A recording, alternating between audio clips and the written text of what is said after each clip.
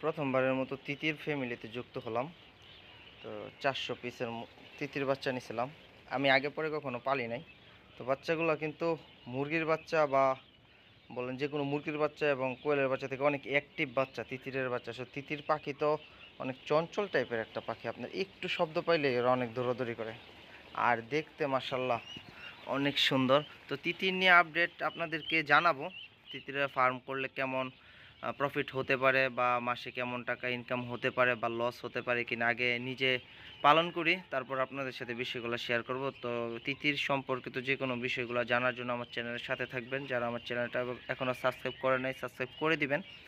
আর কি খাবার খায় তিতির এবং কিভাবে ছোট তিতির বাচ্চার পরিচর্যা করতে হয়, কী কী মেডিসিন লাগে, সব বিষয়গুলো আস্তে আস্তে পর্যায়ক্রমে আপনাদেরকে ভিডিওর মাধ্যমে দেখানোর চেষ্টা করব। আমার ভিডিওটা ভালো লাগলে লাইক কমেন্ট শেয়ার করবেন এবং আমার চ্যানেলের সাথেই থাকবেন। ধন্যবাদ। আল্লাহ হাফেজ।